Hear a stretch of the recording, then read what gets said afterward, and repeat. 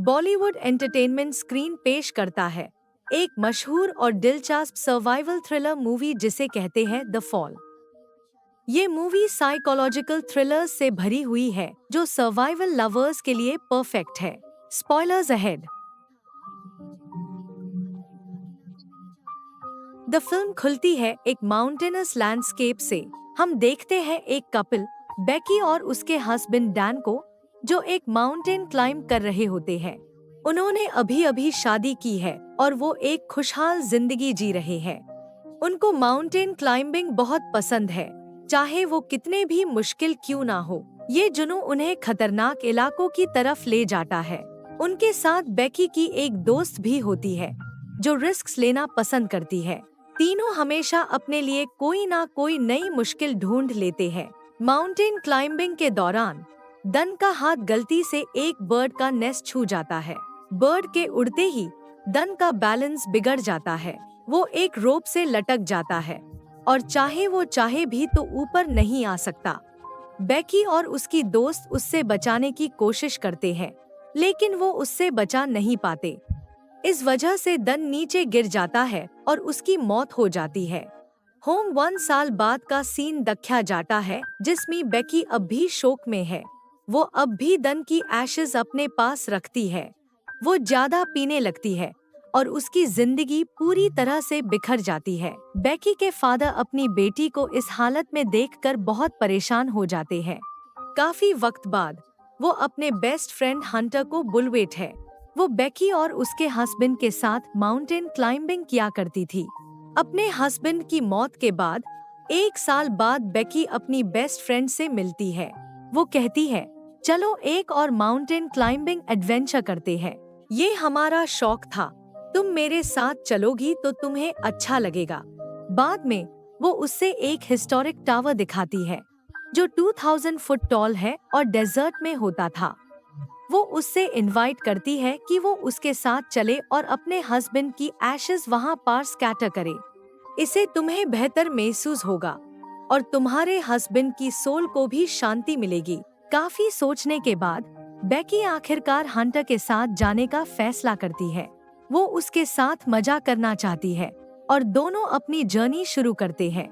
रास्ते में वो दोनों बहुत एंजॉय करते हैं, मोबाइल पे वीडियोस रिकॉर्ड करते हैं। इस सब के दौरान उनकी लापरवाही की वजह से एक खतरनाक एक्सीडेंट होने वाला था। एक फास्ट स्पीडी ट्रक उनसे टकराने वाला था, लेकिन वो अपनी कार टाइम पे रोक लेते हैं। वो रिलैक्स महसूस करते हैं कि वो भाग गए हैं और आगे बढ़ते हैं। वो अपनी डेस्टिनेशन पर पहुंच जाते हैं। रास्ते में हंटर को एक डेड गोट मिलती है जिसे बर्ड्स खा रहे होते हैं। वो सारे बर्ड्स उड़ा देती है और बाद में उस गोट की पिक्चर कैप्चर करके अपने इंस्टाग्राम पे पोस्ट करती है। बाद में वो टावर पहुंच जाते हैं और हंटर एक वीडियो बनती है। वो सब कुछ रिकॉर्ड कर रही होती है। उनको पहली बार उसकी हाइट देखकर डर लगता है।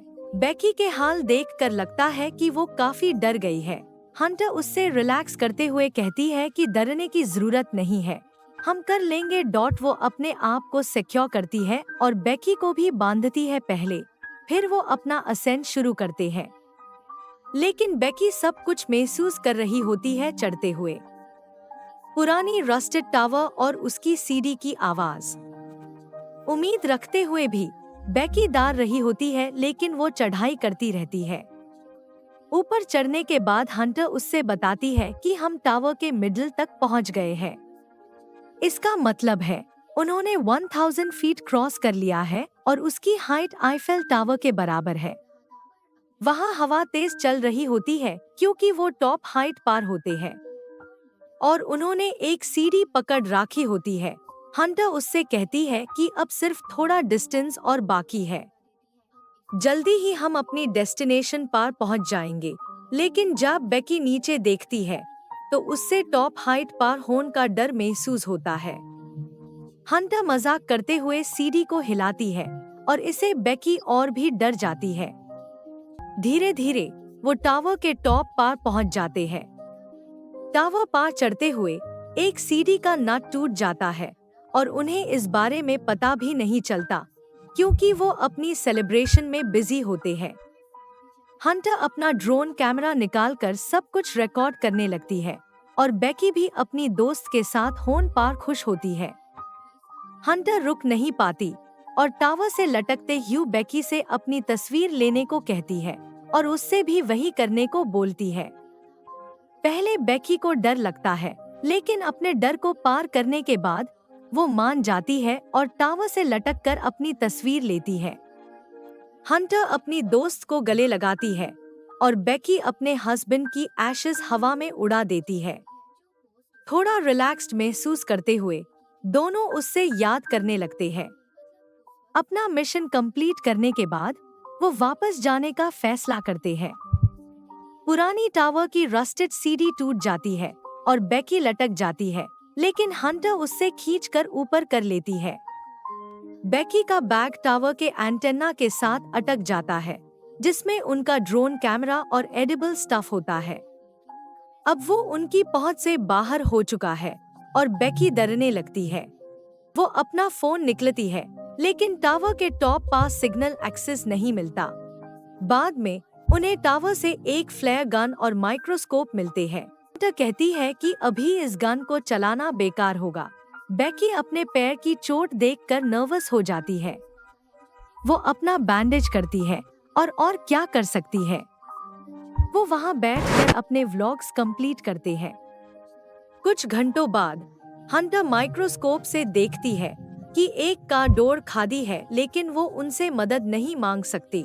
बाद में हंटर अपना फोन चेक करती है। जो पोस्ट उसने कुछ देर पहले की थी, उस पर बहुत लाइक्स और कमेंट्स आए हैं। इसका मतलब है उस वक्त ग्राउंड पास सिग्नल एक्सेस था। हंटर मदद के लिए एक मैसेज लिखती है और अपनी आईडी पर पोस्ट करने की कोशिश करती है। फोन को रोप से बांधकर नीचे लटकाती है ताकि सिग्नल मिल सके और उसके फॉलोअर्स उसकी पोस्ट देखकर उसकी मदद के लिए आ सके। लेकिन फोन अब भी सिग्नल एक्सेस से बाहर होता है और उनका मैसेज पोस्ट नहीं होता। वो डिसाइड करती है कि फोन को नीचे गिराकर सिग्नल एक्सेस लेने की कोशिश करेगी।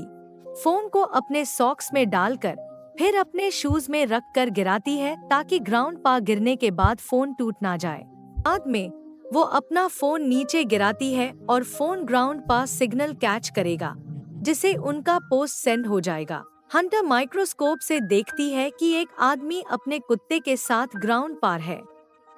वो किसी से फोन पर बात कर रहा होता है और बेकी जल्दी से अपना शू नीचे गिराती है ताकि वो उन्हें नोटिस कर सके, लेकिन वो कुछ नहीं करता और वहाँ से चला जाता है। बेकी गन चलाने ही वाली होती है, लेकिन हंटर उससे रोक लेती है। वो उससे कहती है कि सनसेट तक वेट करो, जरूर कोई उन्हें बचाने आएगा। रात हो जाती है और बेकी अपने फोन पर अपनी वीडियो देखने लगती है टाइम पास करने के लिए। इस वीडियो में वो कुछ अजीब नोटिस करती है। हंटर अस और उसके हस्बैंड को अजीब नजर से देख रही होती है। तभी हंटर उससे फ्लेयर गन चलाने के लिए कहती है, फिर अपने फोन की फ्लैशलाइट ऑन करके घूमने लगती है।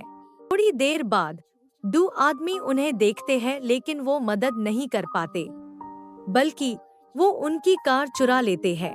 रात को वो सोने की कोशिश करते हैं और हंटर गिरने वाली होती है। बेकी उससे बचा लेती है और उसके पैर पर एक टैटू देखती है जिसमें 143 लिखा होता है। इस दौरान बेकी को कुछ याद आता है। जब भी वो अपने हस्बैंड से आई लव यू कहती थी, तो वो 143 कहते थे।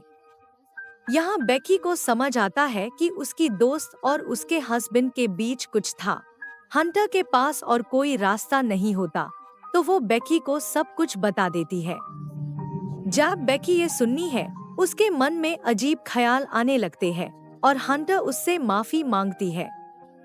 तभी बेकी आज बैग को देखती है जिसमें उसका ड्रोन और वाटर बॉटल होती है। हंटर उससे कहती है, मैं तुम्हारा बैग लेने जाऊंगी। वो टावर के चारों तरफ हुक लटका देती है और अपने आप को रोप से लटकाकर बैग लेने के लिए आगे बढ़ती है, लेकिन वो बैग तक पहुंच नहीं पाती। क्योंकि वो शुरू से ही हिम्मत वाली थी, वो वहां से जंप करके एंटेना पर चढ़ जाती है। उसके बैग तक पहुंच जाती है, हालांकि रोप उसके रीच से बाहर होता है। फिर अपनी सेल्फी स्टिक बैग से निकालकर उसकी मदद से रोप को बैग से बंध लेती है। फिर वो लंबी जंप मार कर रोप पकड़ लेती है। धीरे धीरे वो ऊपर चढ़ने लगती है। अचानक उसका रोप स्लिप कर जाता है और वो नीचे गिर जाती है। ये देखकर बेकी रोने लगती है। बाद में वो नीचे झांकती है और देखती है कि हंटर वहाँ लटक रही है। वो अब भी जिंदा होती है, लेकिन उसके हाथ इंजर्ड हो गए होते हैं और वो ऊपर चढ़ नहीं पाती। बेकी अपनी पूरी ताकत से कोशिश करती है उससे ऊपर खींचने की। आखिरकार वो अपनी दोस्त को बचा लेती है। वो पानी लेती है और दोनों मिलकर एक नोट लिखते हैं। उससे ड्रोन के साथ बंद कर उड़ाते हैं। लेकिन थोड़ी देर बाद ड्रोन की बैटरी खत्म हो जाती है। इस वजह से वो उससे वापस ले आते हैं और रात हो जाती है।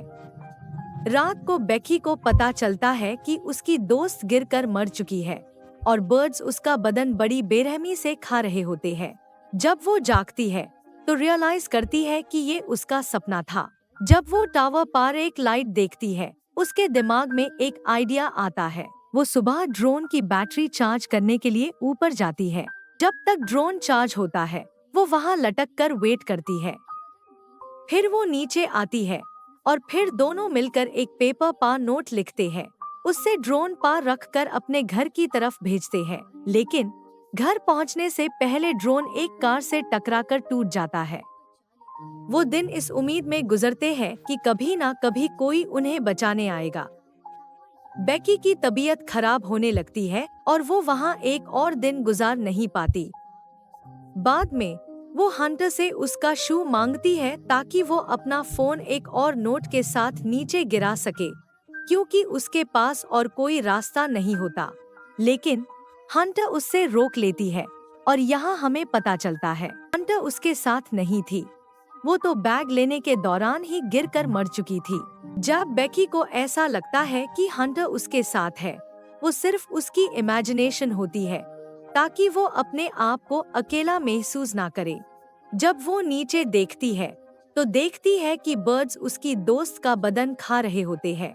बेकी बहुत रोती है और अपने डैड के लिए एक लास्ट मैसेज रिकॉर्ड करती है, क्योंकि उसने अपने बचने की उम्मीद खो दी थी। सुबह होती है और एक और दिन गुजरता है।